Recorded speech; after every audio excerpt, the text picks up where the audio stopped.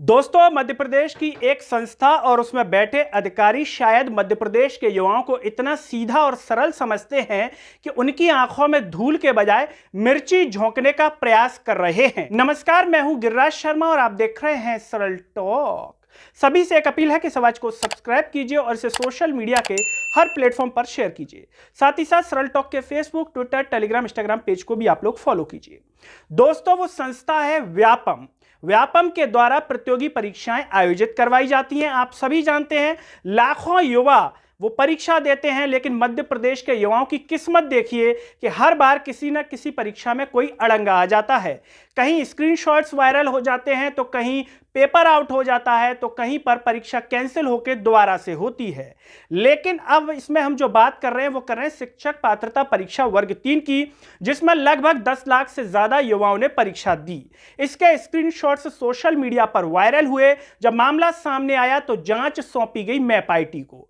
अब देखिए, map IT ने जांच करके अपनी प्रारंभिक रिपोर्ट व्यापम को दे दी, यानी कि प्रोफेशनल एग्जामिनेशन बोर्ड को सबमिट कर दिया है। इस जांच में मैप आईटी कह रहा है कि जो स्क्रीनशॉट्स वायरल हुए हैं वो बाहर के किसी कंप्यूटर से हुए हैं, लेकिन बिना इंटरनेट के भी पेपर आउट हुआ है, यानी कि एग्जाम दिया गया है। जितने भी परीक्षार्थी पेपर देते हैं वो एग्जामिनेशन सेंटर से देते हैं। वहां पर जितने भी कंप्यूटर लगे होते हैं वो सारे कंप्यूटर एक सेंट्रल सर्वर से जुड़े होते हैं।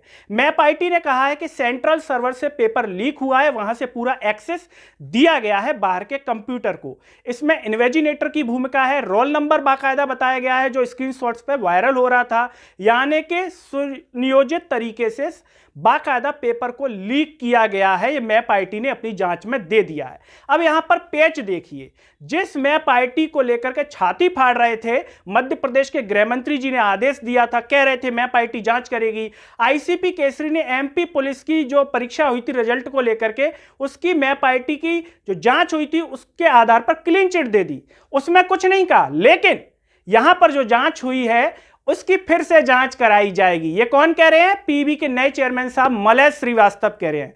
अब सवाल यह है, क्या मलय श्रीवास्तव को मैप आईटी पर भरोसा नहीं है? अगर भरोसा नहीं है तो जांच क्यों दी गई थी? मलय श्रीवास्तव जी ने जब ज्वाइन किया था तो मना कर देते कि मैप आईटी पर मुझे भरोसा नहीं है, मुझे दोबारा जांच करानी पड़ेगी। एफआईआर दर्ज नहीं की है। दैनिक भास्कर ने इस खबर को प्रमुखता से छापा है और सवाल किया तो नाराज हो गए। दैनिक भास्कर कह रहा है इस बात पर वो नाराज हो गए मलय श्रीवास्तव जी। अब इस आधार पर हम ये कहने को मजबूर हैं, क्या मध्य प्रदेश के युवाओं को मध्य प्रदेश की संस्था या मध्य प्रदेश की सरकार इतना भोला और सीधा समझती है कि धूल की बजाय उनकी आंखों में मिर्ची झोंकने को तैयार बैठी है? क्या जो छात्र ईमानदारी से परीक्षा देकर के आए हैं, क्या उनके साथ न्याय हो पाएगा? क्या उन्हें न्याय मिलेगा? क्या जो अपराधी होंगे वो सामने आ पाएंगे? क्या अपराधियों को बचाने का प्रयास हो रहा है? क्या मलय श्रीवास्तव जी को इतना यकीन है कि नहीं, पेपर आउट नहीं हुआ, मैप आईटी ने गलत जांच दी है? ऐसा है, इस पर क्यों भरोसा नहीं कर पा रहे मलय श्रीवास्तव जी? आईसीपी केसरी जी ने तो एक ही दिन में भरोसा कर लिया था, क्लीन चिट भी दे दी थी। क्या मैप आईटी भरोसे के लायक नहीं है? क्या कोई बचाने का प्रयास कर रहा है अपराधियों को? दोस्तों, आप क्या सोचते हैं? क्या मैप आईटी भरोसे के लायक नहीं है? जो जांच दी है वो गलत उसने जांच की है, या फिर अपराधियों को बचाने का प्रयास हो रहा है? क्योंकि इसमें बड़े बड़े नाम सामने आ रहे थे। कॉलेज का नाम आ रहा था, जो परिवहन मंत्री हैं गोविंद राजपूत, उनके कॉलेज का नाम आया था। वहां से ये पेपर जो परीक्षार्थी बैठा था वो उसी सेंटर पर बैठा था। क्या इन लोगों को बचाने की कोशिश हो रही है, इन्हें बचाने का प्रयास किया जा रहा है, या मध्य प्रदेश की शिवराज सरकार इस घोटाले को पूर्ण रूप से दबाने की कोशिश कर रही है? दोस्तों, आप जो भी सोचते हैं पूरे दिल के साथ, शिद्दत के साथ कमेंट में जरूर बताइएगा और इस वीडियो को हर जगह शेयर कीजिएगा, जिससे हकीकत जन जन तक पहुंचे।